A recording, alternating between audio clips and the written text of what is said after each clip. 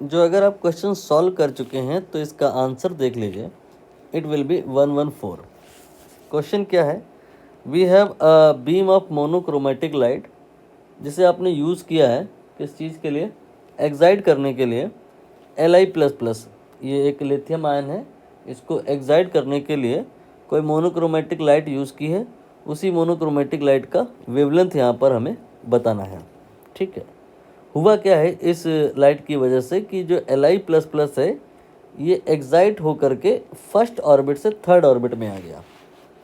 तो यहाँ पर आप डायरेक्ट फार्मूला लगा सकते हो, 1/λ = R, then 1/L² minus 1/m²। ये फार्मूला दोनों डायरेक्शन में लग जाएगा, एब्जॉर्शन और एमिशन दोनों में। एब्जॉर्शन में लगेगा तो पूछेगा एग्जामिनर कि वो वेवलेंथ बताओ जो एब्जॉर्ब हुई है, और एमिशन में क्या पूछेगा, ये कहेगा वो वाली वेवलेंथ बताओ जो एमिट हुई है। इसीलिए यहाँ पर मैंने M1, M2, N1, N2, M, N ऐसा कुछ नहीं किया है।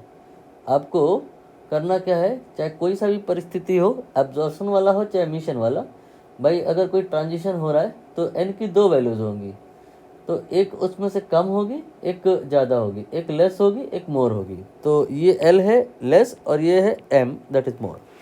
तो यहाँ पे वैल्यू पुट करेंगे हम लोग।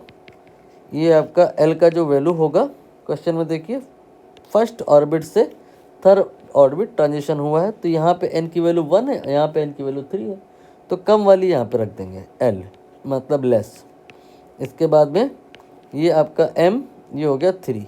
अच्छा हाँ, एक चीज़ यहाँ पर ध्यान देना था कि हाइड्रोजन एटम की बात नहीं हो रही है, बात हो रही है लिथियम आयन की। तो यहाँ पर Z² भी आता है, और Z की वैल्यू अगर लिथियम के लिए बात हो रही हो तो 3, और अगर मान लो हीलियम के लिए हो रही है तो 2, बट अगर हाइड्रोजन के लिए हो रही है तो 1 लेंगे, इसीलिए मैंने वहाँ लिखा नहीं था।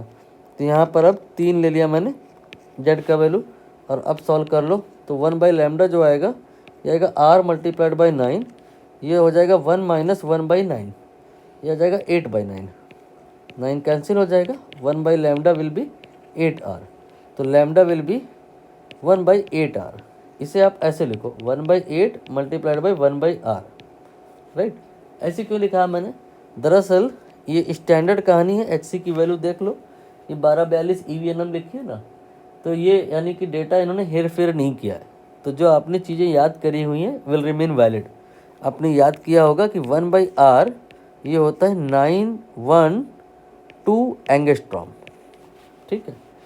तो यहाँ पर आप 1/R की जगह रख सकते हैं 912, और ऐसा करने से जो वैल्यू आएगा वो एंगस्ट्रॉम में आएगा। और अब आप इसे सॉल्व करिए, 8 × 1 = 8, 9 है ना, तो एक कैरी आ जाएगा, ये हो जाएगा 11, 8 × 1 = 8, अब 3 हो जाएगा, तो 114 एंगस्ट्रॉम आ गया।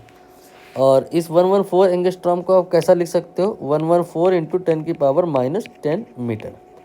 और अब आप इसकी तुलना इससे कर लो तो x की वैल्यू आपको समझ में आ ही गई होगी, 114 होगी।